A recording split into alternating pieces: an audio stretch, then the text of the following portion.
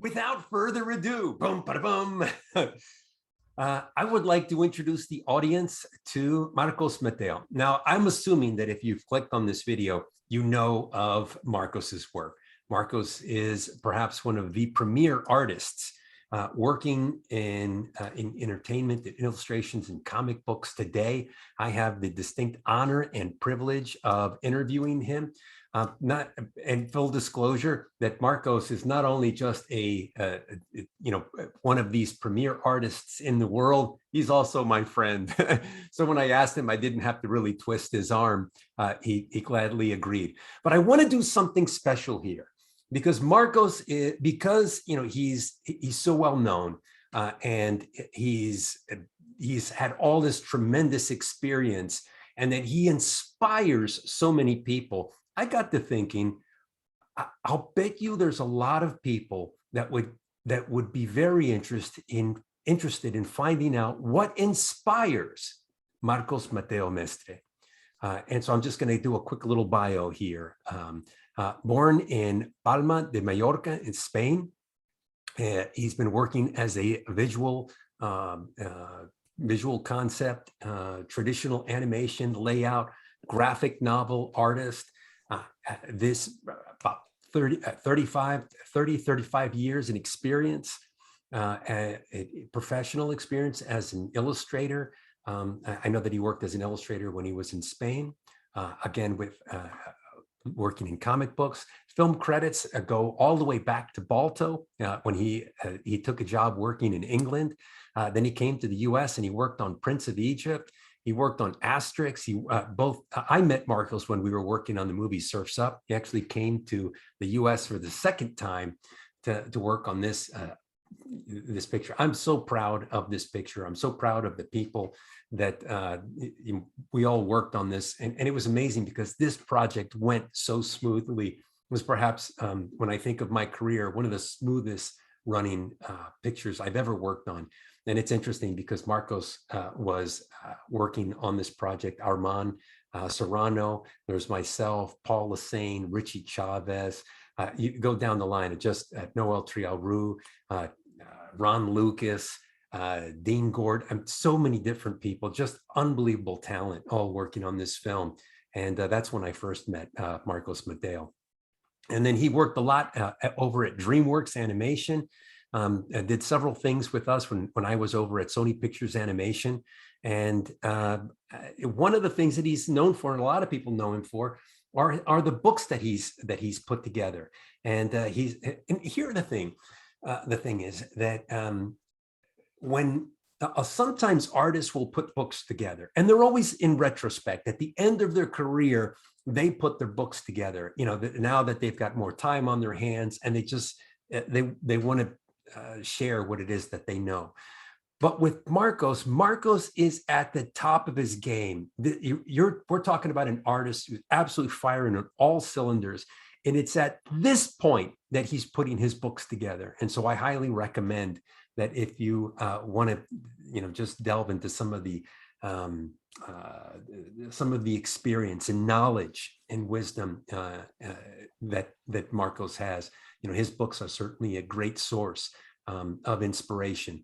But getting back to the key point, what inspires one of the most inspirational artists in entertainment right now? So Marcos Mateu, welcome. Well, thank you very much. First of all, Marcelo, yeah, we've known each other for so many years now. Pleasure working with you on and off in several projects. Thank you for the invitation, being here today. Awesome opportunity. And yeah, I mean, the moment you told me that you wanted to talk a little bit about, what inspires people, what inspired me in this case, and I thought it was so interesting because, so many times we get caught up in the everydays, of work and meetings and things and producing artwork and putting shows together, etc. And it's very interesting, I would say necessary as well, to stop from time to time and think about where all these things are coming from at even at a personal level, and see, how the story went, and what put us here where we are today. And there are these two kind of rivers that flow, converge together here. One is all the technicalities of learning, how to draw and putting artwork on paper and making sense of all these things as designs for movies or comics or whatever we want to do, illustrations. And so that's one thing. And the other thing is the emotional part, which is, the threads that put all this fabric together, basically. Why do we do this? And what was the spring, and early in our lives, or maybe later on, depending on each. In my case, it was very early, but many other cases that I met a fantastic artist, it came in sort of later in their lives. They took on the challenge of being an artist. And so there's these two things. One is the practicality, the technical aspect of things. And the other thing is, the emotional fabric. Yeah. I think that sometimes a lot of people, they're so inspired by, and you might be to a great many people, that their favorite artist, the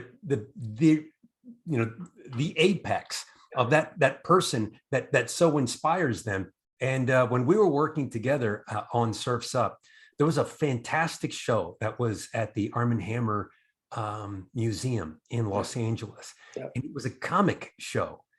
And we're like, what? There's a comic show? It's got all of these original, it's got the Winsor McKay artwork, Lionel Fenger, Milton Caniff. It was like, what? We got to go down there. And it was funny because you and I, we just completely lit up when this happened. And it was fun to see that. It was fun to see that sparkle, that suddenly you were 8 years old and I was 8 years old, and that we were going to this show as, 2 8-year-olds to go and enjoy the show, not as professional artists, not as, I don't know, maybe they should move that over to the left a little. No. We were going there strictly as people who had been inspired by these other people, the previous generations. And that was that little kid inside of us, 8-year-old. And that's how we were going to go see that show. And it was so wonderful to share that with you. And that's when I thought, this guy, he feels just like I do. Exactly. Yeah, yes. And yeah, you nailed it. Basically, that's what it is about.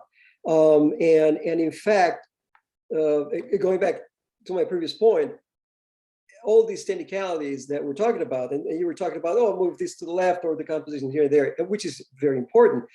But that's basically the words that we use, words or the alphabet or the grammar that we use as artists to put our point of view out there, our emotional point of view, how we feel and see things. And so both things are very important. But if we don't have an idea to put out there, something that we feel strongly about, what is the grammar good for? Yeah. And it really got to the point that I think before you move on, I think that's a really powerful point, because a lot of people always think about the technical aspect of the way an artist will manipulate a pen or a brush, or how they'll lay out the perspective in order to frame something. But what a lot of people get lost on is that this is visual communication. And in visual communication, you need to say something. Yeah. What is it you're going to say? Yeah. So once you formulate what it is that you're going to say, then you have to figure out a way, how do I say it? And when we use our verbal grammar, right, we start when we're very young, words, mama, dada, drink. And so we ask for certain things. We're communicating, and we're using these words. And later on, we start to formulate. We learn that we can write these words. So there's the audio of what it is that we want, and we're asking with our words. Then we also have the grammar where we're writing things out. I would like, and this is when a kid makes a Christmas wish list, and I would like a pair of roller skates. and they're telling you what it is that they want. They're communicating with you. Well, in art, we do exactly the same thing, but we do that with visuals. We tell a story, we tell a mood, a moment, and we tell it with visuals. There are no words. We're formulating the alphabet in visuals that tell a particular story. And you're right, and that is the technical aspect of, that all of the inking and the perspective, all of that is the technical aspect. But the important thing is, what is it that you're saying? That's the important statement. Yeah. Yeah. And I think sometimes artists get so caught up in the technicalities because there's so much to learn that they don't, that they sometimes get lost in the importance of what is it that you're saying. Yeah. Yes, absolutely. That reminds me, going back to inspiration and the masters, that inspired us, etc. And we all have ours as we were growing up, etc. And I remember when I was very young, I think I was like 9 years old at that point. And there was a magazine, comic book magazine that came up in Spain, a brief life. I think it was like a year and a half, 2 years, something like that. Then it just went away. And it's a classic. I mean, to this day, and a lot of great artists and Spanish masters actually, came out of that magazine. That's when they actually projected themselves onto a major audience, and they became, like the folk heroes for all their whole generation. I remember that the name of the magazine was Trinca, Trinca, Trinca. Oh, yeah, exactly. And that's where Hans Bacher, the great Hans Bacher. Used to bring in some of those magazines. Oh, there you go. And that's from the early 70s, very early 70s in Spain. And so, and I remember there was because, like I said, it went on for at least over a year for sure. And in one summer, because there was the summer and then the Christmas special and all that kind of thing, other than every 2 weeks, it was coming out every 2 weeks, I think. And there was this summertime special. It was like thicker, with more stories and all that kind of thing. And I bought it as usual. And so I opened it. And in the center pages, there was an interview to all the artists that were, being part of that big production. Each one had its own comic strip, whatever. And they interview all of them. And there were a number of standard questions, like, oh, what define your style, or whatever kind of stories you like talking about, etc. And one of the questions was, tell me your favorite artists. Name some favorite artists. And I was reading that, like intensely, trying to absorb all this, that I was excited about the whole thing. And I got to one of my top heroes in this magazine were two, Victor de la Fuente, and he's the guy actually that I opened that magazine for the first time at home. That my parents bought it. My parents were both artists as well, so they like, look, there's amazing drawings that you might like this. And I opened it, and I saw Victor de la Fuente's drawings, and I remember going like, that's it. That's what I want to do the rest of my life. It was instant. It didn't take me a second. It was it. It was like, that's it. Because all my life I knew that I wanted to draw, etc. But I didn't know how to focus on it, how to direct that thing. And when I saw that, that's fantastic. So anyway, my two big heroes, Victor de la Fuente and Antonio Hernandez Palacios. And when he got to Palacios, your favorite artist, and he said, anyone, you can look at the drawing and say, I know who did this. And I remember back then, because I was a kid, 9 years old, etc. And I remember thinking, no, I don't know sure about this, because what if you can, say, yeah, I know who did this, but maybe the style is not that good, or are you not too excited about the style? Yeah. Then what? It took me decades, but I got to understand that. It's so important to see the personality, to see the thinking, to identify the feeling and the person behind what you see. And it really got to the point, and Marcelo, we're all in this profession, we're all perfectionists, and we really want to get that thing right, and it's never right enough, and we want to learn more, etc. But even though it got to the point that I'd rather read a story that has these guts, this emotion, this truth to it. And maybe the drawings are not the ultimate thing I've ever seen in my life. They're good, but maybe, I'd rather see that than maybe a story that's, by some whatever very talented person that puts all these wonderful drawings together, but it doesn't really, it's more like an exercising technique. Sometimes it can be, exceptionally, you know what I mean? I'm not saying it's common fact, but it can happen. And the more it goes, the more I go for the vibration, you know what I mean? The emotion and the capacity to, what's the word? Transmitir, to communicate. To communicate, effectively, even though maybe the drawings are not the ultimate thing you've ever seen. It can happen sometimes. I think that there's a great connection or a parallel with music, that sometimes we are so much more comfortable understanding music better than we are at understanding art. And it's so true when you think of some of the people that we listen to when we turn on the radio. You want to be able to turn on the radio and know exactly who that is. And your favorite singer is the kind of person that has such a distinct voice. Does Johnny Cash, he's one of my favorites. Does Johnny Cash have the vocal range and the dulcet tones that some of these other more professional, more polished singers have? No, he certainly doesn't. But he communicates in such a visceral way, and he has such a point of view with his music. That you hear it, you understand who he is, and who he is. And then the same goes for other musicians. Like if you're listening to U2, they have a very specific sound. The Rolling Stones, again, they have a very specific sound. And also you get, look at the difference between Andrea Bocelli and some of the other tenors. That Andrea Bocelli has a very sweet voice. And if you listen to somebody like Pavarotti had a very big voice, a big booming. They were both singing opera, but they both sang it very differently. But they were distinct. And as soon as you hear them on the radio, know exactly who they are.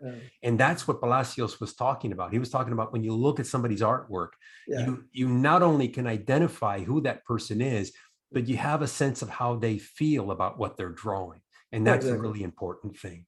And I was wondering, Marcos, do you have some samples that you can show us? Do you have were you able to find that drawing, that first drawing that you saw and you thought, oh my gosh, I can't believe this came out of somebody's hand, the human hand? I'll show you. Give me 1 second, actually, because just to honor these big heroes, I put just a few drawings together just in case we got to that point that we wanted to, talk a little bit about it. But in a second.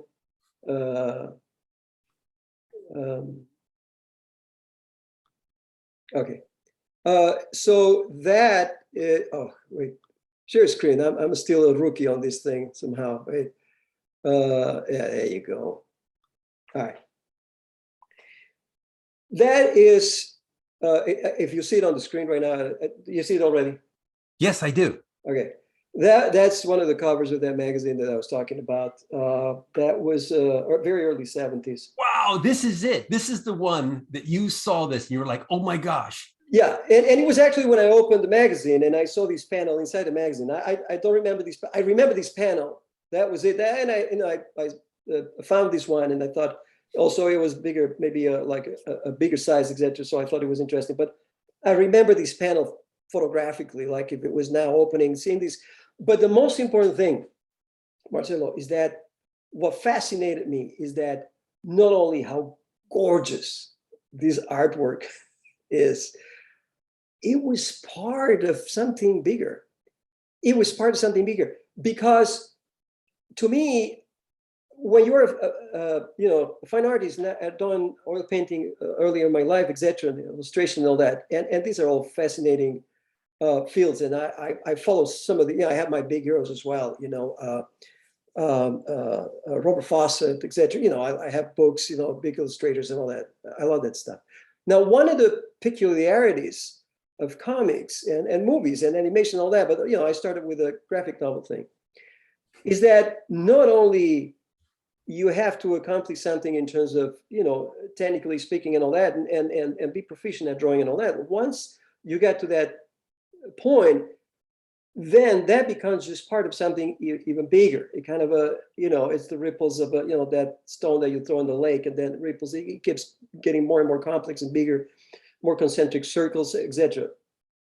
And to me, the fact that this was just, like I said, part of a sequence, because this was such a gorgeous drawing, and it was surrounded by equally gorgeous artwork, by the same artist, obviously, the same storyline. And altogether was becoming alive. Yeah. And you're saying it's like, this is a moment in something that is bigger.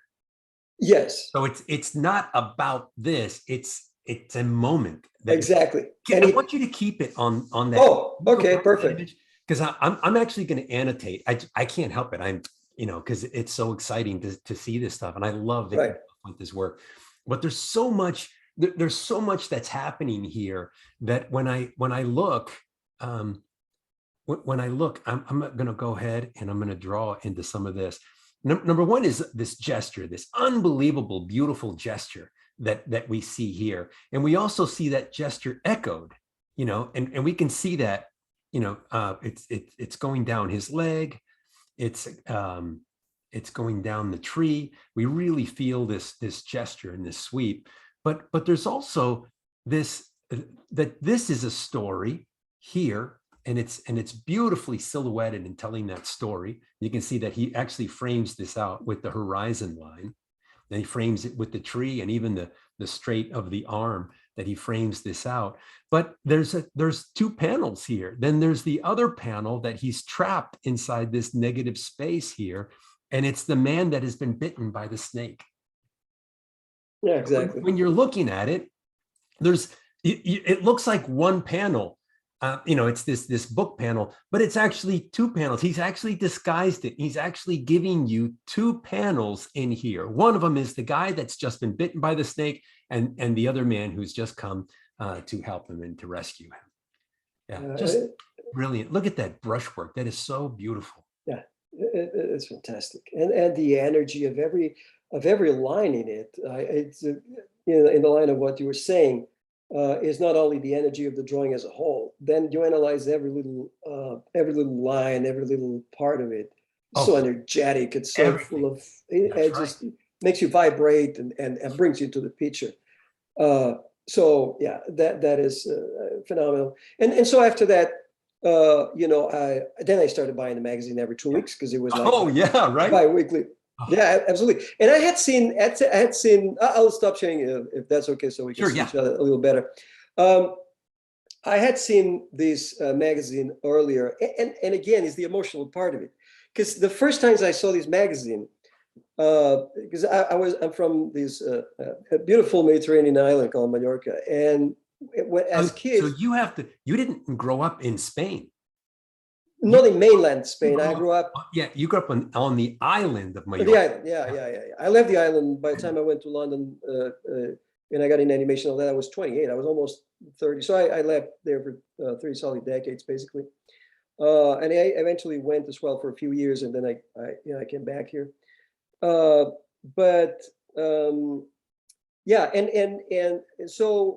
I remember in summertime. Summertime or even winter or weekends, etc. We were going to this little place very close to the ocean. There was a beach, etc. And then we had a little place there that we could go to, and we were making for the weekend there in wintertime. I'm talking, and then go back to town summer night and. Summer, before heading back home, and it was dark already and all that, the whole family would go. There was this little restaurant, kind of close to the ocean, and you could hear the ocean kind of, the splash and the waves. It was very, very atmospheric. and we watched TV, which we didn't have at home. We didn't buy a TV at home until 1975, I remember, and late 1975. Anyway, and to me, watching TV was amazing. And they had some magazines and all that. And we were having dinner there, watch some TV. I remember they were playing Colombo and all these things back in the day.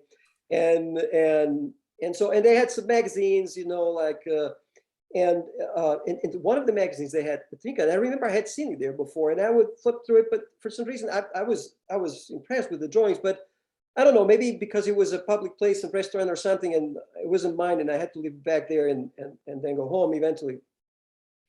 I wasn't taking much ownership of that, you know, in terms of like, oh yeah, I really want to enjoy this, until my parents brought this issue at home, and I go like, oh, okay, wait, now I get it.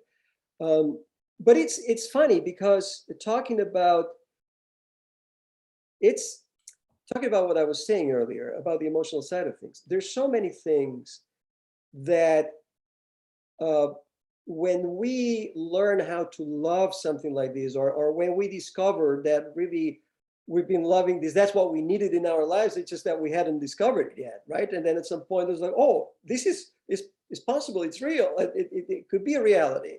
And then your life goes into that.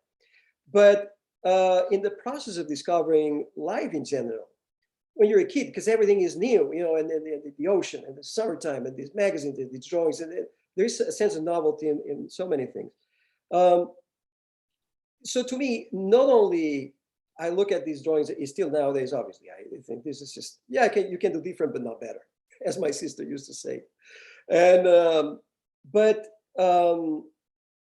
this is on top of that. When I see these drawings, I see all these moments. If with my family, the salty air of the ocean, my family, you know, watching maybe some TV show or whatever, you know, having a nice dinner. Everything was very sort of not improvised. They had a nice kitchen and all that, but it was like a homemade type food, and then getting the car, all of us, you know, I feel the protection of the family, you know, being inside the house, and it was cold outside, but hey, you know, and we're heading back to town. It was really like a 45-minute drive or whatever. And all these things, they are part of this. And so every time, there's a lot, these drawings channel a lot of things for me. And then they channel a lot of things for that person, that person, that person. It's a completely different story for each one of us, for each one of us. But what's important is that it has a story behind. Doesn't matter if it's my story or this guy's story or the other person or yours. It's important that it has a story behind, and it's part of our lives. Yes, it's funny because that's I think that's an important component that sometimes a lot of people miss. That and I remember thinking, and I thought of the same thing years later when I was figure drawing, and I was drawing the model. And some people are so focused on drawing the model, and they're thinking, oh, I need to capture the model. It's not about that. It's about the model, but it's my interpretation of the model. Yeah. So I'm saying something about the model. It isn't just about the model. The model is exuding something that I'm reading into. And that's what I try to capture when I draw. But it doesn't end there, because then it goes to the next person and it goes to the viewer. So you realize that there's a relationship of three people in just that one drawing. There's the model, there's my interpretation of the model, and then there's how other people are seeing the drawing that was communicated. And you're absolutely right. When I think of so many, let's say like a Winnie the Pooh, that I can't see Winnie the Pooh without seeing it from that perspective of when I was a little kid, that it was such a big deal. And my parents knew that it was a really big deal to see, you know, Disney films. I mean, that was like a big thing for me when I was little. And there was no VHS when I was little. There was, you know, you couldn't see these things. It was on TV, and you had to show up, and you checked the TV guide, and at 8 o'clock sharp, they were going to play this. And you had to be there. If you missed it, you'd had to either wait another year, or maybe you had to, you know, wait for technology to grow and change and buy the VHS 15, 20 years later. But so much of when I see Winnie the Pooh, I'm in my living room when I was 7 years old, and my mom and dad are there, and my dad was, while the cartoon was playing, he was looking at the newspaper because he didn't really care about that, but he was in his sofa chair, and that's my experience. So whenever I see that, I see Winnie the Pooh, I'm back at that moment. So it's not just about what the artists were able to put together, but there's also me as a viewer, how I come at it. And you're absolutely right. When you see this artwork, it's Victor de la Fuente's interpretation of his story, but then there's also your experience and when you read it. Yes, exactly. Exactly. Do you have other things you want to show us?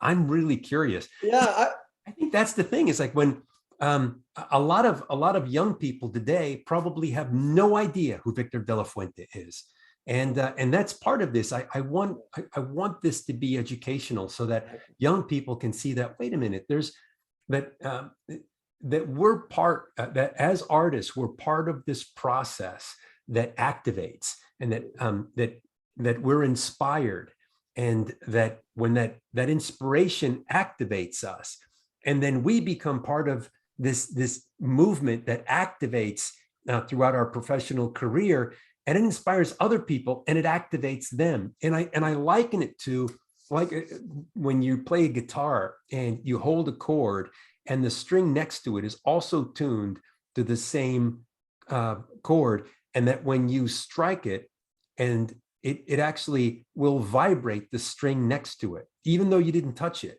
But just because it's the same frequency, it'll vibrate that.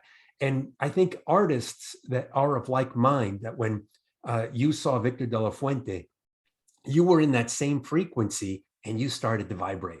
And then now you present that inspiration out to other people.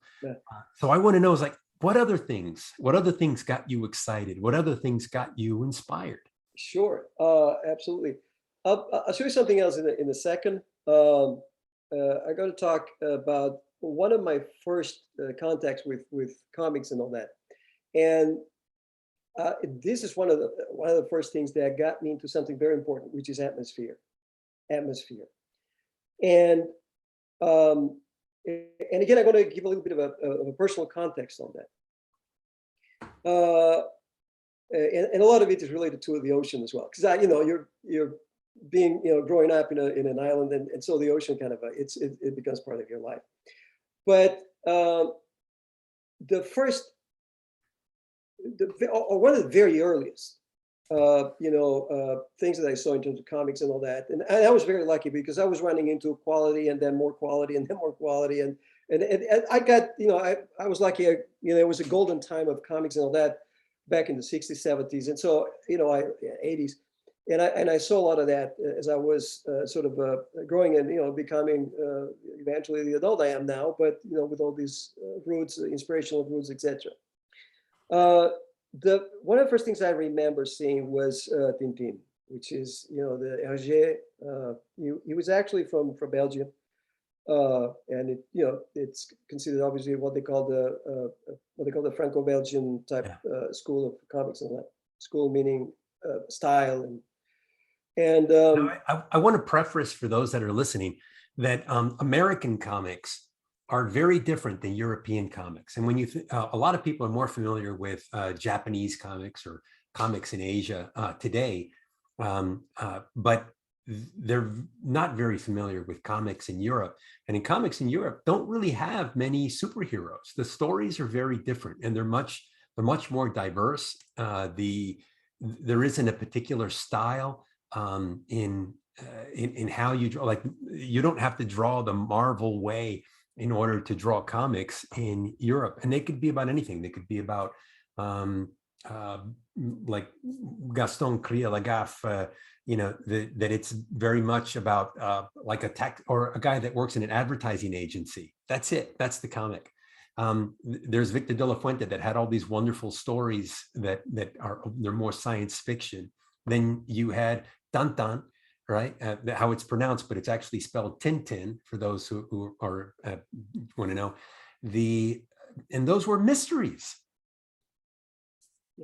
Exactly. And you got to a good point now, because that is one of the things that, emotionally speaking, captivated me a lot, and my generation of these stories, which is, um, the mystery, a sense of, mystery, and I would say atmosphere as well in general. It's just, it puts you, because atmosphere is something that's more intangible.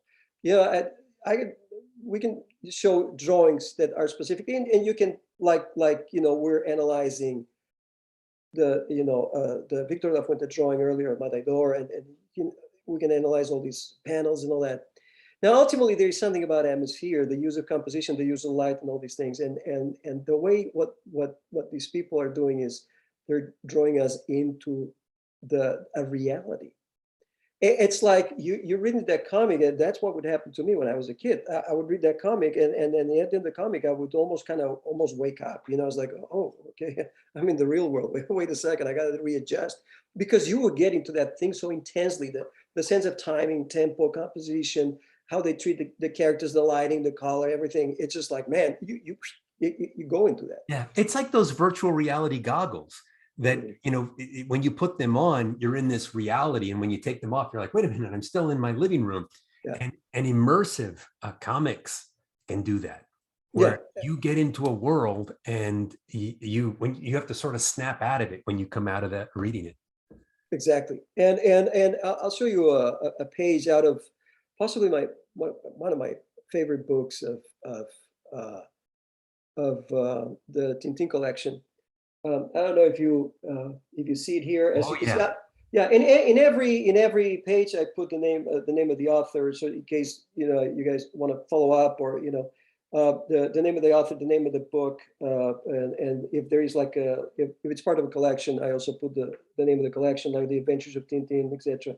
This one is called The Seven Crystal Balls. I don't want no spoilers here. I'm not going to say much of the story, but there are all these moments, and like you were saying, Marcelo, it's a different sort of view on life, if you want, in comics and all that in Europe, and there might not be this sort of take on, like, the superhero thing and all that. Everything, or mostly, that it tends to be more like subdued, and more like naturalistic in a way, and more like things that could maybe a bit more tangible, that could happen a little bit more in the real world. Tintin is like that. Now, it has this story. For example, this story, it has this moment where they end up in a house where they go visit some professor, etc. And eventually they get stuck in that house. Something happens, the car breaks down, whatever, they can't go back home, and they have to spend the night there. And during the night, things start happening. All this mystery, all these windows open, things, noises in the, and they get up, and what's going on in the middle of the night and all that. Something is missing from the house, and then they all see, I think they see an open window. They go to the window, they look out. No, I think actually the fireplace. Yeah, something like that, exactly. And they go to the window next to the fireplace and look out, and they point, he says, there. And there's that guy running in the night, going away from the house. And it's just this pure, simple, beautiful silhouette, very graphic, black, just flat colors, one on top of the other, very few colors, very subdued. There's that shot in the night, the guy gets wounded, and then decide to go and see who that is, and see if they can find him in that forest. Everything is so atmospheric, and the economy sometimes of line work, the economy of lighting, and the economy in the shading, like the shadows, and how they use the inking and all that. It gives so much to your imagination, because I love a good, like, detailed drawing with, that we can see other examples later of other artists. And I love that for other reasons. But one of the beauties of this is that how the economy, visual economy of all this, and how it works, and how it draws you. It gives you more ample room for you to imagine. Yeah. Nothing is explained 100%. So you're always trying to figure out what's happening, and you're a participant in the story as well. Yeah. And one of the things I think that is so effective about, I'm just sitting here just in awe, just admiring the page. And why is it? Why is it that some of this artwork is so immersive? Because there's so many things that the artist is doing here that is so terrific. And one of them, I'm going to annotate again. One of them is screen direction. So they're looking out the window. First they're looking here. They're looking at the rope, and so they're looking to the right. The right of the page. When they're looking out here, they're looking to the right. When they're looking out here, they're even gesticulating out to the right. And then we have, the target of what it is that we're seeing. And again, screen direction, still screen direction, zigzag, screen direction. And it goes all the way through. So that is so fantastic that the audience doesn't get distracted, doesn't get lost. And I was just looking at, look how brilliant this little panel is here, where you have the characters coming down this here and going in this direction. And then you have these bushes here like this, and then the bushes continue over here like that.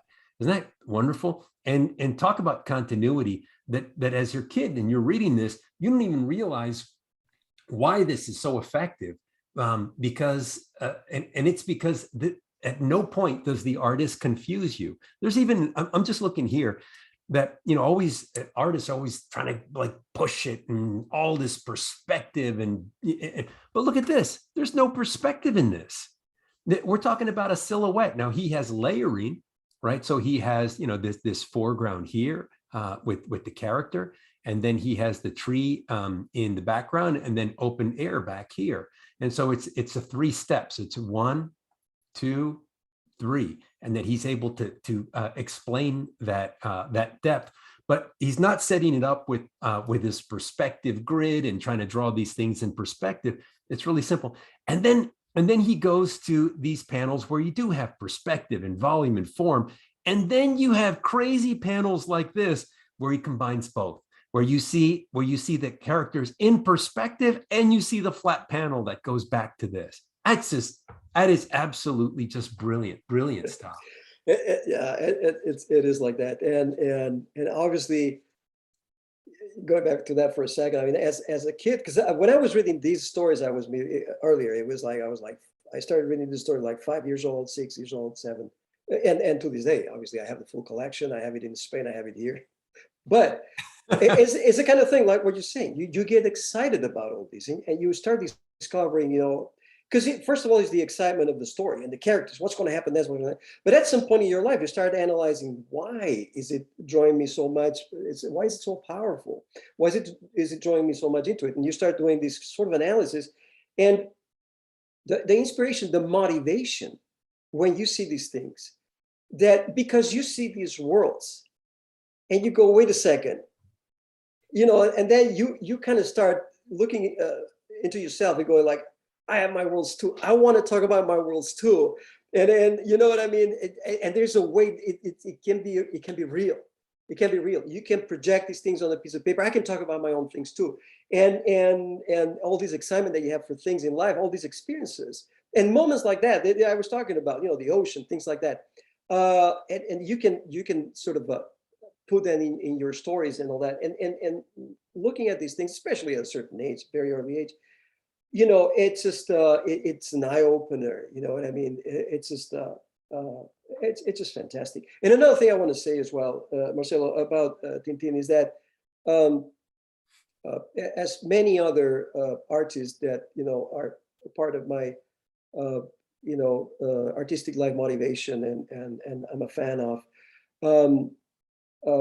definitely Hergé and and the stories of Tintin and all that. The drawing is perfect. I can't say anything else. The drawing is perfect. The composition, the line, the perspective, the anatomy, the foreshortening, the expressions. The expressions. And it's funny because I remember when I was a kid, I was sort of confused because they didn't have comics.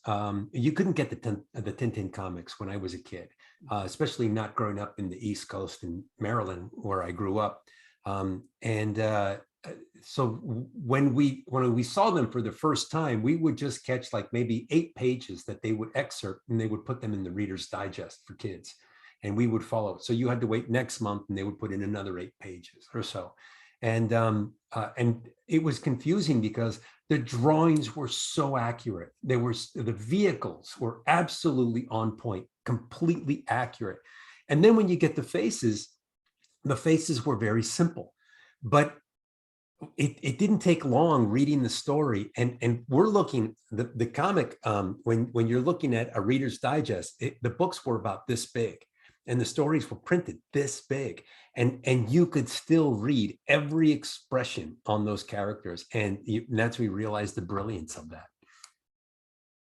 Yeah, yeah, it is. Yeah, it was awesome. So I was going to tell you a story a moment ago, and I should have taken a quick note. I know I had it in my head, but it sort of went away for a second. But it'll come back. And I want to say just real quick before we go on to a next artist. It was just such an exciting time. We were talking at some point about it was a time of discovery. I mean, this late 60s, early 70s, and all that. Exploring the space exploration. Landing on the moon. Television, television was new, and not everybody had TV, and then it was color television. And then it's like, I remember when the first color TVs came out, and like, oh my gosh, look, the TV's in color. And it was a really big deal. So yeah, you're absolutely right. There was we were putting a man on the moon. There was that technology, cars that you could hit a button and the window would roll up, so we think of all these things, the microwave, all of these things that were happening at that time. The technology really was, if you think of the 20th century, technology was incredible, and that created access for things like printing, complicated printing. Whereas before they went from a very simple to a 4-color process, and printing suddenly got better, and suddenly you start getting all kinds of art books and comic books. That changed comic books, the type of paper that you could print on, the distribution, all of those things. It really was an age of discovery. That is very interesting, and in fact, because at some point I set up my own library of reference, visual reference in Spain. I've been here for a number of years, and story aside, I ended up, if anyone stops by Palma de Mallorca, my library of reference, visual references, and I gave it away to a public. You donate. I remember when you did that, when you donated everything to the public library. Yeah, because it was I had it in a place where nobody was using it, and it was, I say, they might get damaged in time, and what's the point? Now I can't use it anymore. I wish I had it right here next to me. It was awesome. It was about 2,000 books at least, and I put them together, carefully. It was a careful process. I bought them in London. I was living in London for 4 years, and I came here another 4 years, and then some I bought, like maybe traveling around Europe a little bit, etc.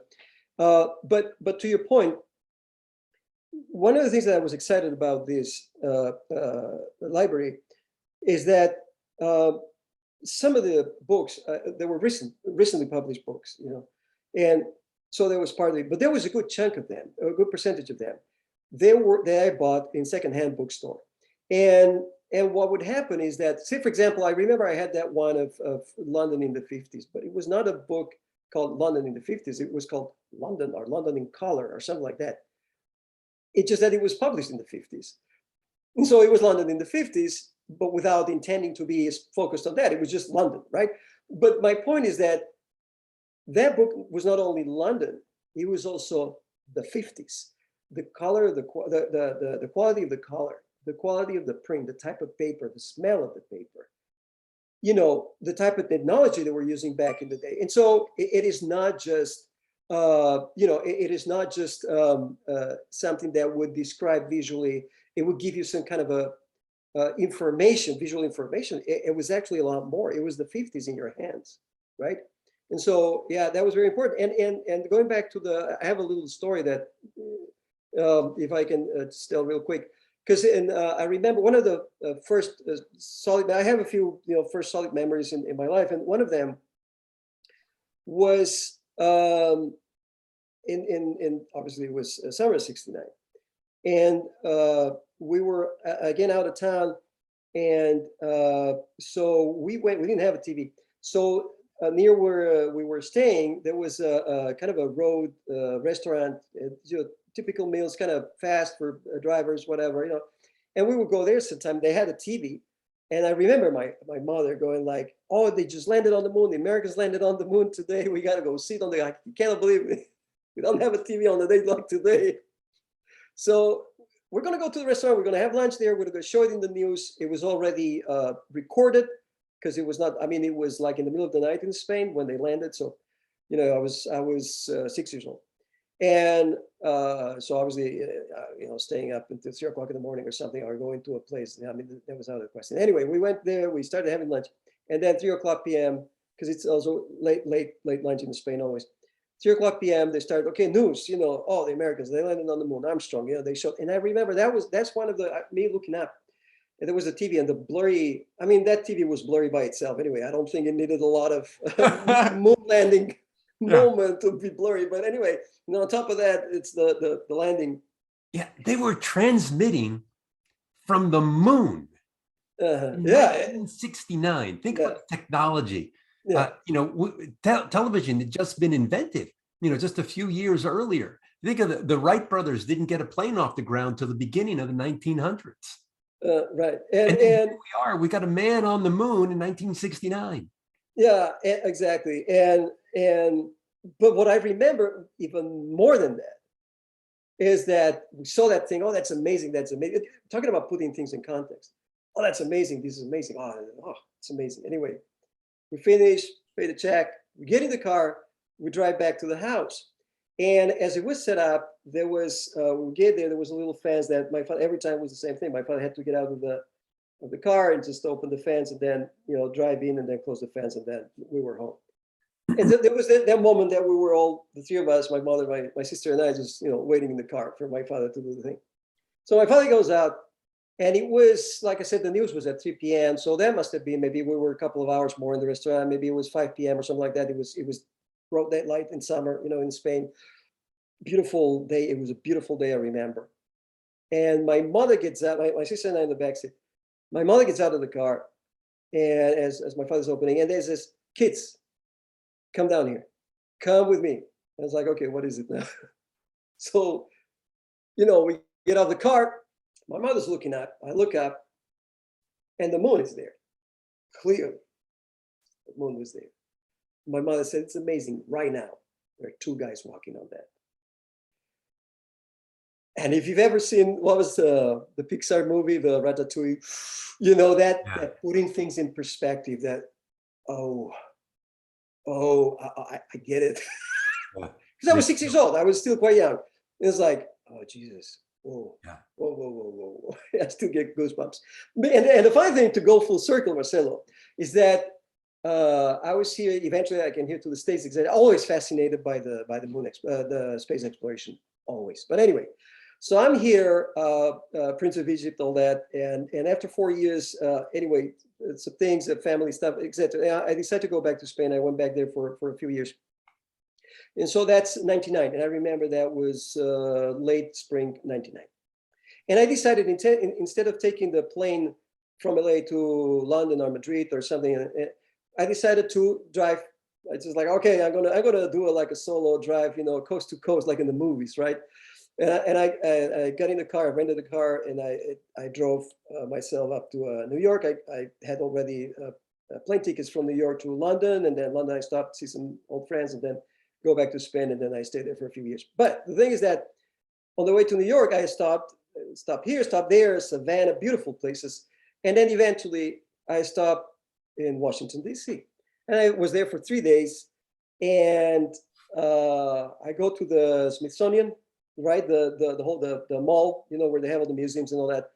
And I said, I want to go back. I want to go see the Air and the Space Museum. So I go in there and I was like, oh, the Spirit of St. Louis, this and that. Oh, it's awesome. And at some point, there is sort of turning into a corner, and then you would heading into this dark area, this sort of displays and all that. And I go in there, and something about the moon or something. I don't know. I was a little bit, okay. So I go in there, bang, I turn around the corner and I see the space suits of Armstrong, Aldrin, and gosh, I feel so bad that I don't remember his name right now. Collins, right? Collins was the third one. I think that was waiting in the capsule. I think so. I think it might be Collins or it might be White. I think it was Collins then. Okay. If it's either Collins or White, it was Collins. I remember that. Anyway, so the three spaces, in like mannequin type thing, and so they were set up, and they made a display like the like the moon with that kind of sand type of thing. But the thing is that I turn around, I didn't expect that. I turn around, I see that, and I realize it's 30 years because it's summer '99, right? It's late spring, summer '99. And another one of these moments, like these are the suits that were there on the moon when I was looking at when I was 6 years old. Yeah. And I was 36 then. I'll say, yeah. Isn't that wonderful? And it's full circle. And these things. How do you not? I mean, did you get overwhelmed with emotion? It's powerful, Marcelo. It's powerful. It's powerful. It's very powerful because it's your life. I only have one, right? And these are big things in my life. Yeah. Seeing the landing on the moon when I was a kid, and then looking at the moon, etc. All these things, my childhood, my home as a kid, my parents. Actually, it's funny because I just found, as we were talking earlier, I found some photos of my childhood here. I don't know, maybe I can share them, but I never showed them to pull them up. Pull them up. Yeah. I'd love to see. And it's about. I think it's not. I don't think it's the car. I don't know what car I can. That's before the moon. That's before the moon. Oh wow! Look at this. Yeah, that's in Mallorca, and that's. Do you see? Because there are several photos on the same.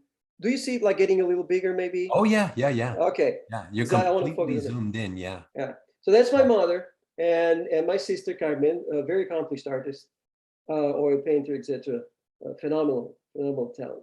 And that's me here. I must have been, I don't know what, 2 years old, maybe, or something. Maybe that was about 4 years, 4 years before the landing.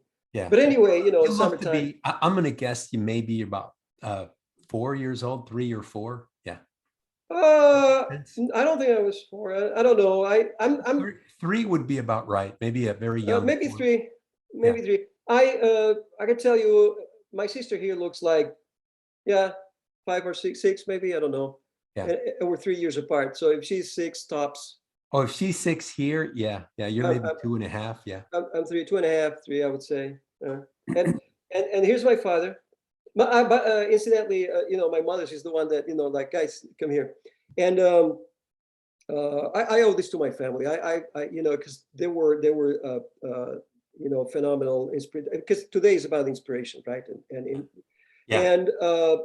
So it's not, and that's just it. It's not just art that inspire us, but because, like what I was talking about, that relationship in, that you have this triangulation of, there's the artist, there's the model, and there's the viewer. That how we see things, our perspective becomes part of the story. And so that's what you're talking about, that this inspirational moment in your life that defined you.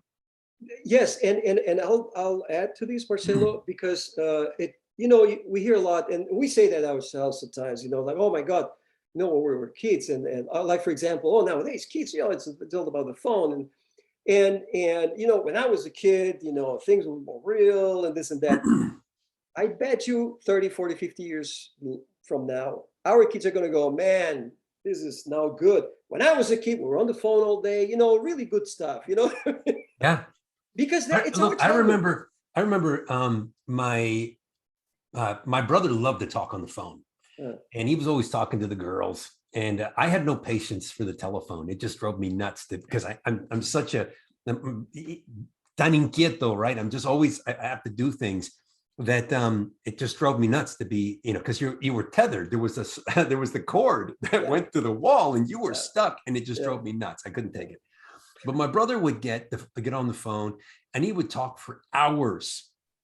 and he was hogging the lines, like other people couldn't call in. But it was usually late at night, so it wasn't a problem. And he would just sit there and just chat on the phone and chat. And that was it. It was sort of like what a problem. Why don't you go out there and talk to the girls? Why are you just talking to the girls on the telephone? That's no way to communicate. But people hearken back to that. Oh, you remember when you could, none of this texting garbage. No, back then you talked to somebody. It's like, well, that actually, when we were talking on the phone, people complained about it. So because you needed that face-to-face contact. So yeah, you froze. There you go. Now you came back. Sorry. Oh yeah, no, absolutely. And just in case you froze for everybody, because I don't know the recording how it works. Maybe it was only me. If you don't mind repeating the last thing you said, because you were talking about that with every generation, they'll always complain about the younger generation, that they don't understand how important something is. But my brother made a great point.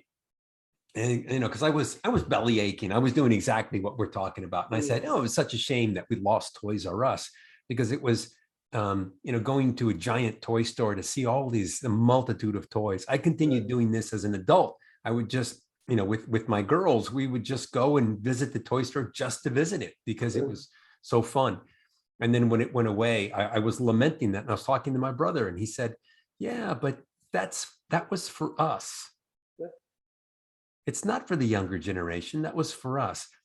And it really was sort of that wake-up call, where you get that cold glass of water thrown in your face. And that was a realization, like, that's right. It was for us. And for younger people, it'll be something different. Yeah. I remember talking to you some time ago. You were telling me about someone who, who went back to his native, to his hometown that he left decades before. But he ended up living in a place that was not the town itself, but a certain distance, and it was a bit more, life was a bit more improvised, etc. And it was funny because you told me it's like the idea was to go back to his hometown, but he ended up going to this other place. But this other place looked exactly like his hometown did back in the day, and didn't anymore. Yeah. And so, because it was so interesting, because I remember you told me that's what happens when you you go back to your hometown, but that's not really it. You go back to your childhood. Yeah. That's where you want to go. Yeah. And that was such a beautiful way to put it, because I'll always remember that, because it's like, it's just so true. Yeah. It's so true. And these things for us, Marcelo, are we have the beauty that these things, these artists, this artwork, has stood the test of time so beautifully, because the artwork is so gorgeous. And it's just like my sister was saying when I was much younger, is like, you can do different, but you can do better than that. Yeah. And it's true. There are guys that are like that. Victor La Fuente, Palacios, Hergé, all these people. You can do different. You cannot do better. Yeah. But on top of that, to us, there is this connection to everything that is our childhood. That place of safety in a way or another. That place of discovery, right? And that's why I think it was important that we're talking about all this, going to the moon and all that, because it was a literal discovery, and it was the age that we were opening our eyes to the world, because we're a similar age, and we go back to that place. We go back to that place. So it's. But the beauty of it as well is that things that might be new for us now, and we appreciate the value of them for what they are, but we might not have that emotional connection anymore, because it's much later in our lives, whatever that means. But for the current generation, they're going to have a connection. That's it for them. You see, for example, in sports, like when you're European, I mean, people here like football, American football at the Super Bowl, and it's awesome. It's such a show. I mean, it's just awesome with the music and the big helmets and the big guys, fighting, etc. The cheerleaders. It's such an awesome spectacle, and I see that side. But to me, it will never represent like what soccer, as they call it here, represents. And not that I'm crazy about soccer, but it's part of my childhood. Yeah. And there's so many times that I watch the World Cup, the finals and all that with my friends, childhood friends, etc. And that, can't buy that. It's it's given to you. You can't go to the store and get it. It's like and vice versa. There's somebody that grew up in the Midwest here in the United States. Exactly. No, absolutely. And they never saw soccer till they were older. Exactly. And they grew up with football and the pageantry that is football, the show that is football, which is beautiful. The Super Bowl, all the jets flying over during halftime. Yes. And then they're watching soccer and they're like, what is this? Exactly. The audience, everybody in the audience is blowing horns, and it's the score. You watch a 4-hour game and it ends with 1-0. Right. What is this? This isn't even a sport. But you're right. It's the connection. It's the human connection. It's your connection to that game, and that's where it goes back to that triangulation. Right. How our participation in it is as a viewer, but it's a vital component to it. It doesn't exist in a vacuum. It necessitates us. Here's the interesting thing I found out about a rainbow. Did you know that a rainbow does not exist? All right. And you think like, well, yeah, sure, it exists. A rainbow actually exists. Like, no, it doesn't. Objectively, it does not exist, because what you have is you have light, and then you have a raindrop. And water, the light goes through the raindrop and then refracts, and then it comes out and it separates. Yes. But now you need a third point of view. You need you to see it, and then you can see the rainbow. Because if I tried to describe it on paper, I'm saying, no, here's your light source, here's the refraction. The light goes through the refraction, but it doesn't exist as a rainbow until you add that other component, which is you as a viewer to see it. And at that point, it exists, and it exists in the perspective of using our perception of it. And so much of life is exactly that, and we don't realize it, because a football game really exists. A soccer match really exists, that we think of it as being objective. And we don't think about that component, that in many ways, it's just like the rainbow, that it needs the component of you to see it and to give it, whether it's special or whether it's not special, but you give it that value, and you become a vital component in that. And like you said, and you only have one life, right? And this is, and you see everything from that vantage point. Exactly. Yeah. Exactly. Yeah. Beautiful. What else you got? I want to see some more stuff. What was that? Yeah, I just really quick, because I still have just really quick. I'm going to show you a little bit of my family. Give me 1 second. I'm going to share. Okay, wait. So, wait. So just to so round up the picture that before it's my mother was very artistic, and she's the one that liked storytelling and like this emotional part of things mostly, and she loved movies, and she liked big epics. She didn't like much romantic thing and all that. Give her Spartacus, a good cavalry charge anytime, swords around and all that. Oh, she was like having a blast. That's awesome. And so she loved that part, and she liked some illustrators, European and American illustrators of her time. She was born in 24. She's going to turn 98 very soon. So wow, still around and alive and kicking. So, but she played the piano and all that, and she was a big artistic emotional engine in the family. It's like and circumstances are what they are. She was born in a place and time, culturally and historically, where women were not allowed to do much. And so, she didn't do much, but she always had that thing of drawing and painting and designing characters and all that kind of thing. And so when she saw that I was going in that direction, and my sister as well, but I was also more into the storytelling and all that. For both of us, it's like, what do you want? You want paper? You want colors? What do you want? What do you want? What do you want? Bam, bam, bam, bam, constant. Oh, comics, bam, bam, bam. Which is, we're talking about all these comics. Oh, you want Tintin? Oh, you want, Victor La Fuentrinca? Whatever. Bam, bam, bam. So she was very supportive in feeding your interest. Oh, yeah. Yeah. A lot. And that's so important to have that support. Yeah, a lot.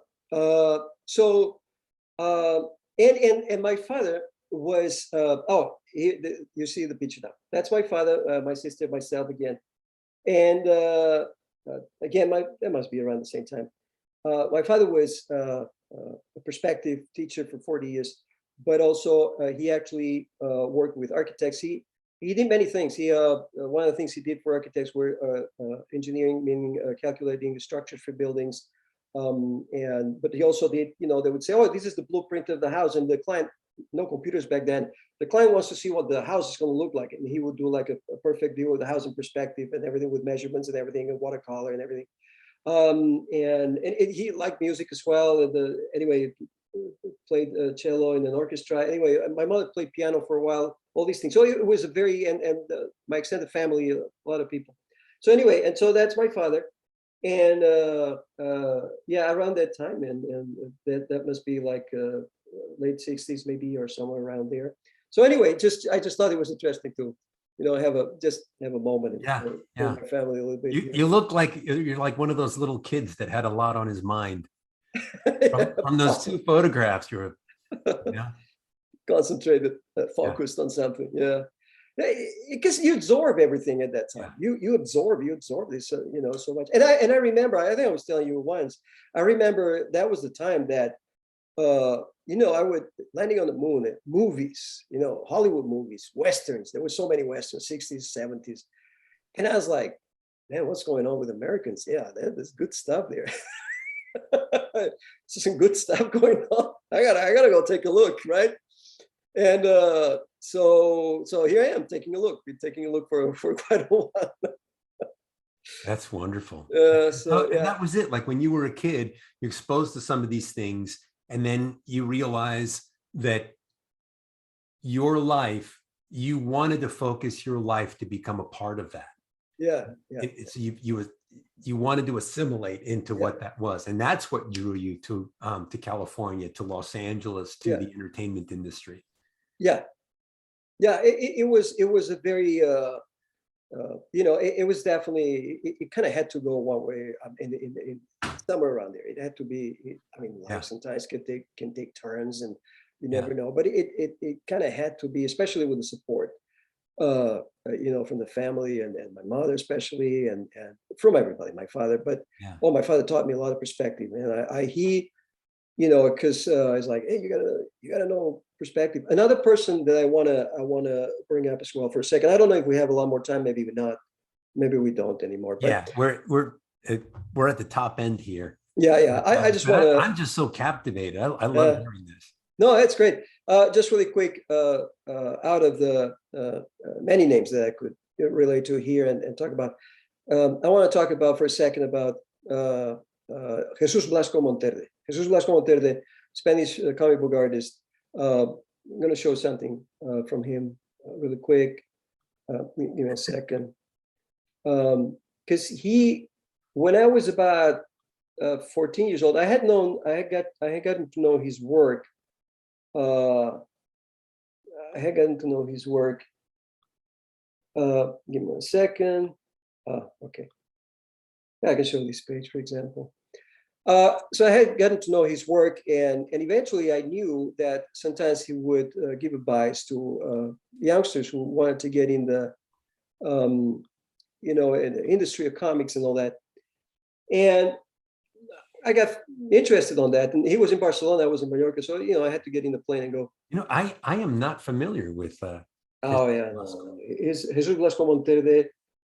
this is one of his many stories. But he worked a lot he did a lot of work in England, Spain, France, etc.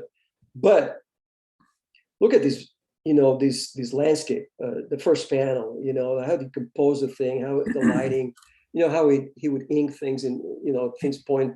Oh, it's brilliant. He's not using another value. He's not even using color, and he can suggest everything from atmosphere, depth, and then even a change of materials. I'm going to annotate again. This is brilliant. When I look here, we see this in the distance, and then here we can see his mountain. And then, but when we see the information here, that tells us already we're looking at reflection.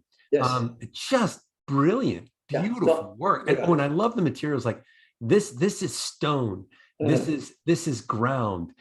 These are the bushes. You can see the different materials. Look here, the sort of woolen coat. Exactly, the hair, all this. Yeah. The languid lines that we see that define the gloves. The gloves. Yeah. Yeah. Yeah. No, amazing. Beautiful. This absolutely gorgeous. Oh, and then here, just look at all of this sort of busyness, and then you don't really see that. This is very different. The kind of lines that you have, it's very different. And then it tells us that we're looking at something that is it's man-made, and it's the ship, and it's kind of got all these like things on it, and it's drippy, from the rust. And I was going to say exactly. I was going to say, I look at this panel that you're pointing at. I can smell the fish already. Yeah, I can smell the fish. I can. And he was, the guy was amazing. He died I think in the year 2000. What a loss. But the thing is that I knew that sometimes he would review portfolios and all that. And so I was 14. I told my mom, I said, hey, and my father was also interested. It's like, oh yeah, maybe he could take a look, give you some advice. So we called him. Then back then there was like the phone book, it's like, oh, his name. Oh, I'll call this guy. Isn't that crazy? Yeah. Oh, is that the president? It's like anyone was listed. So, and so I see his name and the address and phone number, everything was there printed. And so I called him and said, hey, my name is Marcos. I'm from Mallorca, and you review portfolios sometimes, etc. And he says, yeah, I do that sometimes, and if I have the time. And it's like, when is a good moment? And we set up a thing, and I went there with my father the first time. I ended up going about 3, 4, 5 times. And sometimes with my father, sometimes with my mother, depending on who was more available for traveling. And he got a lot of interest, and he gave me a lot of great advice. And I'll never thank him enough, because again, speaking about making an homage to not only a great artist, but also a great person and personality. And he was one of these people that his energy was I would say contagioso, right? Contagious. Contagious. His energy, the passion, the understanding he had for all this, and the advice he would give me and everything. And then he would talk about other things, and then he would go back to the portfolio, and I would spend maybe 2 hours in his house. I don't know how he was that patient. I would have, was like, he's going to kick us out anytime. No, it was. Well, and I think about all the people that are going to be watching this video, and they're going to have an opportunity to spend, an hour plus with you, and in the same way. That's the thing I found about artists, that artists are very generous with their time. And part of the reason is because it's so hard to do what we do. Yeah. That when you think of the Mozart he played for the Queen when he was 4 years old.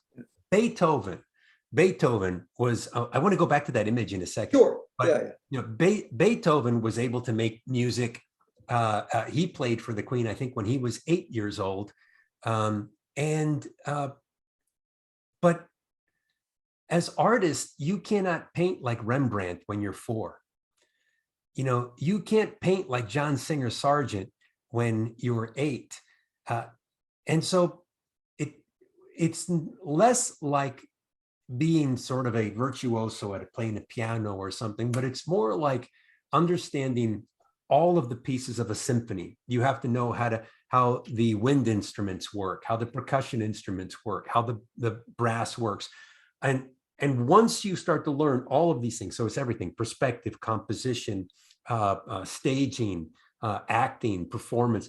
Once you gain all of these different things, and then you start to put them together. So it's much more It's less about making music and more about conducting a symphony.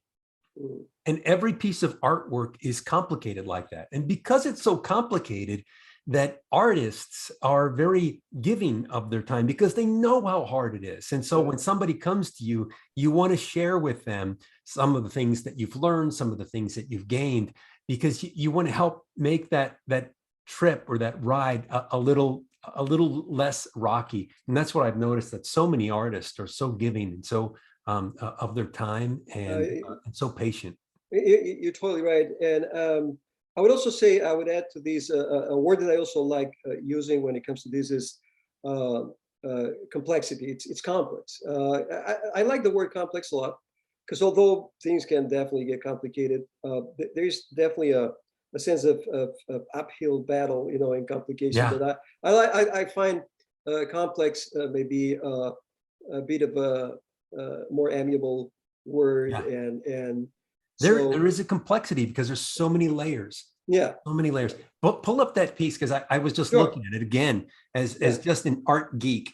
I'm looking at this. I'm like, wow, that's just brilliant, brilliant work. Gorgeous. I love this. I was just looking at this here. So we have we have this letter. Oh, I'm going to go ahead and annotate. So we have the letter, and the letter is angled in this direction where it takes us over to this here. This panel, our eye goes down to here, and then it goes across the boat over to this panel. This guy's even angled in this direction here. The bridge points us back over here to the story. And then the wind lyrically moves us over to the to this panel. And this panel, again, it's one of those little tricks where you have a panel here and you have another panel here, and they set it all up in one panel. Isn't that just brilliant? Just absolutely brilliant. Extraordinary. Look at that staging for this panel right there. That is so beautiful. It's extraordinary. Extraordinary man as well. It was a pleasure getting to know him. Yeah, that's wonderful. Yeah. And one thing I was going to say, because you're so right about all these, and I was going to say, although when you're very young, you don't see that maturity in perspective, in anatomy and all that, because you're still very young, you're still trying to evolve into all these. But the one thing that you can definitely see at that point is the energy and the belief in what you do, the passion. And sometimes it kicks in later in life. But I'm not saying there's nothing like, as a kid, and then no, it can be any time in life. But even at any early stage in an artistic career or anything else, the main engine, and it goes back a little bit to what we were saying earlier, the main engine is this energy and this belief in what you're doing, which, like I said, goes back to that thing about the energy and the content that you feel the need of talking about, and then which is the rock solid layer on top of which you then create this alphabet or this grammar, or develop this grammar, or learn this grammar that's going to allow you to communicate. And basically all these artists and many more. And I'll do just one last piece, because I know we're out of time. But these basically, and the whole point of this conversation is that these are eye openers. Yeah. As you grow up, as you develop yourself personally, as you develop your relationship with your family, with your friends, you learn all these things, and you learn these as part of this sort of a global learning of what your life is going to be about. And it's really about this. And then these heroes come along, and you become a fan of them, and you get these such inspiration. And so again, Marcelo, I want to appreciate that you set this up, and you took the time and the thought and the thinking of setting this up, and because it's important. It's due to these literal heroes, that. And I really appreciate that you're so generous with your time to just, and look, when we get together, we just like, right? But I really appreciate that you took the time to go through and get some images to show some of the artwork. I want to see if you have just a little more. You said you have one more piece, image? and I want to say there isn't one artist that I haven't shown anything yet, but it's one of my top as well. But I'll show you I'll show you something even better. His name is Antonio Hernandez Palacios. He was from Madrid, and he died about 20 years ago now. Another big loss. And he did a lot of historical comics. He did the creation, the setting up of the time of the setting up of the missions in California. It's like a Western, you know, with cowboys and Native Americans, etc. A lot of visual documentation. You know, he really was very respectful of the period and the cultures and everything. He did a gorgeous work. The thing that I like about him is that you would see, when you look at his drawings, they're a little bit more, they're not these, you know, super graphic, clean thing. They're kind of loaded with brushwork and all that. But the point is that he was doing all these historical things. He did a comic book, El Cid Campeador, the Spanish medieval hero. And you look at these drawings and you go like, you know, the complexity, basically the texture, you know, these people, because we're talking Westerns, we're talking medieval. And I tell you, Marcelo, you look at these drawings, and it's awesome. These people have not showered for 2 weeks. I can tell you that. Yeah. And I admit it. It's just, you feel that reality of that time. Yeah. You feel it. You know, and then the thickness of the clothes and that, you know, it's not like, you know, shallow, you know, like lighter fabrics like nowadays. You know, these monks. Or and sometimes, like, I think, you know, some artists will develop a shorthand or a technique for how you draw clothing. And Palacios was not this guy. You know, he was interested in showing you the different textures between cloth and buckskin, between a thick leather glove and the flag and the saddle. I remember when I first saw Palacios's work, I remember thinking, like, this is impossible. Somebody can't draw. You have to use reference for every single panel. And then you realize that no, he's using reference as it should be used, reference. And then he's just making all that stuff up. And it's just, it really, what it does is it sets a benchmark. You believe, you know, we live in a world of our own limitations. We create limitations for ourselves. Oh, I can't do that. Oh, I can't do this. And then little by little, other people break these expectations, and you realize, oh, this is possible. Oh, I am capable. And then sometimes people go on to do great things as a result of that supersede that which inspired them. But he was one of those for me that you realize, like, no, the human mind, the human hand is capable of this. And it sets that benchmark. And so by the way, in what you're saying now, and I'm going to wrap it up quick, but I remember there was a friend of mine that had that sentence in his emails. You know, sometimes people sign the email and there's like a saying or a sentence, and he said they did it because they didn't know it was impossible. I love that. Because it's so true. It is so true. So anyway, one thing I want to say, you know, back to the restaurant by the ocean side at night, you know, but right before going home, and the magazine. One of the first, before my parents bought me the first Trinca magazine, I had seen it in that place. And one of the things that I had seen was some pages of El Cid, the medieval warrior. And I was already quite fascinated. And then when they bought the magazine, and I started, I was kind of all over these pages, analyzing his work so much. And one day, it's a longer story, so I'm not going to get into that. But I ended up, and here behind me, I don't know if I ever told you. Wait, that's the original. Wait. Oh, wow. Oh my gosh. That is incredible. Wow. What is it done in? Are those inks? Are those colored inks? Oh, I don't think Marcos can hear me. He's got away from his headphones. Sorry, Marcelo, I couldn't hear you because. Yeah, are those colored inks? Yes. Is it dyes or is it inks? Or I think it's watercolor. I'm not sure, but I can tell you one thing.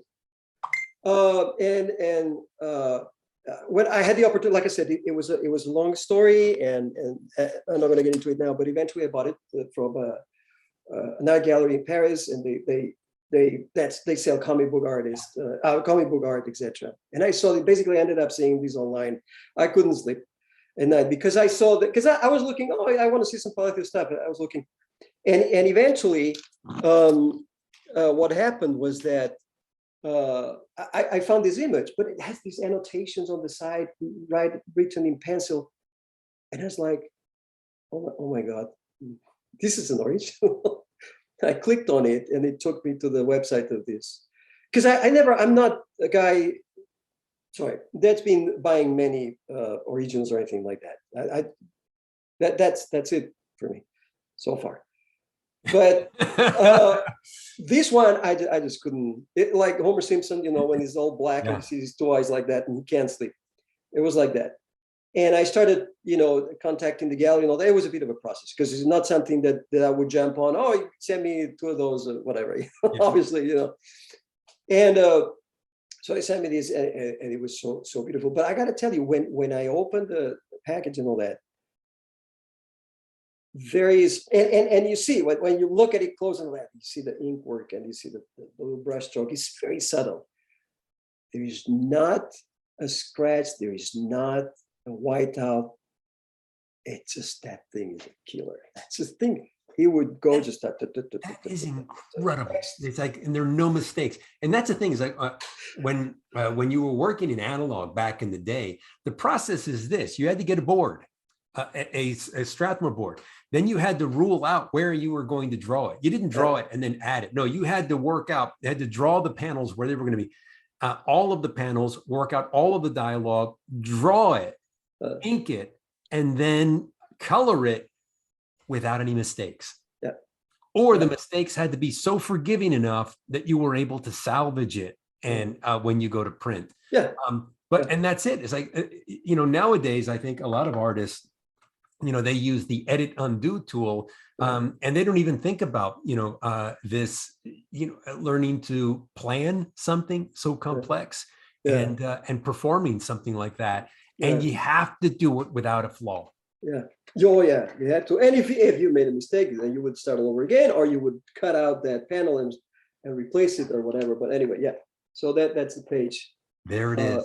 Oh my gosh, from El Cid. From El Cid, exactly. Oh my gosh. There. And what I love about this, Marcelo, is that you look at this guy. This is the King of Castilla. Yeah. And this guy is thinking. This guy is making decisions that will affect his kingdom forever. Yeah. He's doing the thinking. This guy is a piece of history. That's no going back. He's gonna call the shot, and that something is gonna get done. And again, like this vertical panel here. This is not just a drawing of Spain, medieval Spain. This is Spain. It's a beautiful, gorgeous country with a hard history. Sometimes, like made of one stone on top of the other. These castles one by one, in the snow, in winter, and it's gorgeous. Anyway, 41, by the way. Gorgeous work. Palacios. Las Cortes de León. Las Cortes de León. Exactly, Las Cortes de León. So anyway, Marcelo, hey, I don't know. Thank you. We went over time, and I appreciate, I appreciate you going over time. It's making this presentation. I think that it's been wonderful for people just to, to hear what inspires you and what your inspirations are, and how, that you were inspired as a kid. Yeah. And now you have that, you provide inspiration for other people. And those other people are going to continue in that process long after you and I are gone from this earth. Yep. That inspiration continues. Yeah. And they will be inspiring other people. And realize that really is what life is about. Is I think that there's a biological life that we have. And it's that, we grow, we mature, and at one point we possess the ability to reproduce, and we reproduce, and we biologically we create an offspring. But I think intellectually we can do the same thing with inspiration. We inspire other people, and they almost become our kin in terms of this energy. and that they become inspired, and it's sort of like we grow, we mature, and we inspire, and then that they do exactly the same thing. They grow into maturity and they inspire, and then we realize that we are part of this kinetic process in energy that has been going on since time began, as we begin to inspire others, and especially artists. That I would think that there's been a long unbroken line since the time of the Renaissance, where artists have continued this line in an unbroken stream. And, so we have a chance to be part of that process. That's what we are, and so lucky to be part of that process. So lucky to be. It's just it's a beautiful sense of purpose in life, and it can be just about anything. It can be art. It can be. I always say, the interesting thing. One of the interesting things is that, as much as possible, try to approach things from a creative point of view. And what sometimes talking about creativity, one can think maybe in terms of being an artist or a musician or an actor, an actress. Not necessarily. I always say, you can be very creative doing whatever job, delivering newspapers. You find a new way to do it, more effective, more, you talk to the client more rather than just delivering the newspaper or whatever it is. But you bring up your personal touch, and that is, again, going back to the beginning of the conversation, that ripple effect that, you throw the stone in the lake, and then the ripples, and then you're the first stone, and the stone can be, some people throw like an enormous rock, and some people throw some gravel. It doesn't matter. It doesn't matter. Not one is more important than the other. We all drink from all sources, and I was talking to somebody the other day, and I was like, the more it goes, the more I realize that how important is the family, for example, all these things, all the fabric of life, which at the end, that's these fabric, our perception and experience of this fabric of life, according to us, in our experience, in our lives, that's what we try to communicate through art or through working at the bank or work at Albertsons. It doesn't matter. You find a way to communicate to people, which at the end, that's what we do. Communicate with people and make this world a better world. Yeah, you know what? And so many times you hear, and again, going back to the theme of music, that somebody will hear a song. I do it, and like, oh, listen, and I'll tell my wife, they're playing our song.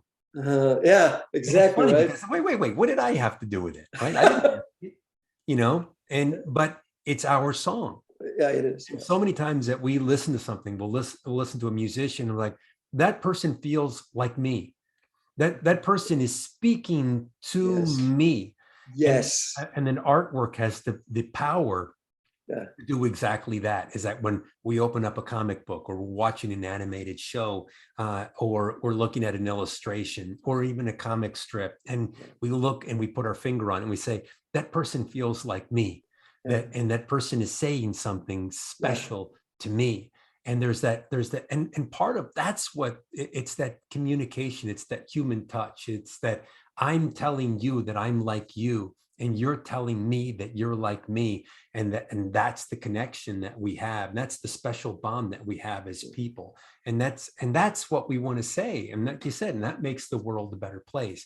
That when we all understand that we're all connected, when we understand the value and the importance of each other, and that's when we're building, making the world a better place. And it's funny because you think like, well, how important is comics? How important is a cartoon? It's very important because it teaches us that essential element of our own humanity. Yes. What wasn't it that I think it was a Spielberg produced a TV show? What was the name? Stories. I remember that. In the intro, there were scenes of the stories, things happening, and all that. There was a moment. I think it was that show. There was a moment that was this sort of a prehistoric tribe or something, and there was like a family or a tribe, and there were a few people around a fire at night, and there was this big old man with a big beard and all that, and telling stories, and all the kids listening by the fire. And that's what it is. Yeah. That's what it is. Yeah. Yeah. That's what it is. So yeah. Anyway, that's a great point to leave it on. You certainly are an inspiring hero, and thanks, Marcelo. Likewise. Likewise. So much for your time, and we'll be chatting soon. Yes. Yeah. Just thank you so much, Marcos. Thank you, and likewise, and thank you for your inspiration. Notes with all the different artists that they can look up. I was going to say, because I don't want to thank you for your inspiration and your advice and everything. You've been very supportive, always with me, artistically and professionally. Very supportive. I do appreciate it. Of course, we're friends. There you go. Exactly. All right. Okay, Marcelo. Talk to you soon. Okay, we'll see. Have a good one. Right. Okay, bye-bye. Bye-bye. Bye-bye.